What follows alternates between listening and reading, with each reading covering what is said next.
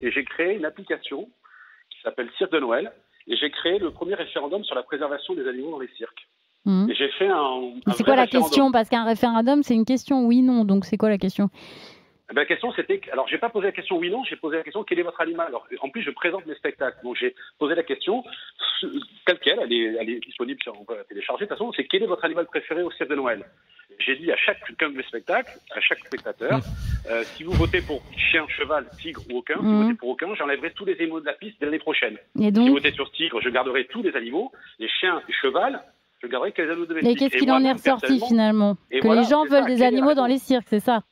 Eh bien, 92% des spectateurs qui ont voté, on a des milliers de votants, veulent des animaux dans les cirques. Et ce qui est le plus étonnant, c'est que le tigre arrive en premier.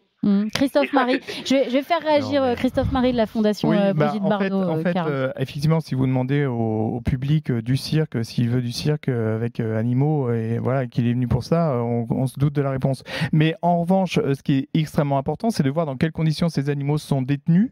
Nous, là encore, on saisit quand même pas mal d'animaux sauvages dans les cirques parce que c'est une vie de misère extrême. Et il y a quelques années, on a récupéré un hippopotame chez Zavata qui était dans des conditions dégueulasse, on peut le dire, et qui a été transféré en Afrique du Sud, maintenant dans une réserve naturelle où il a simplement le droit de vivre sa vie telle qu'il n'aurait jamais dû en être privé.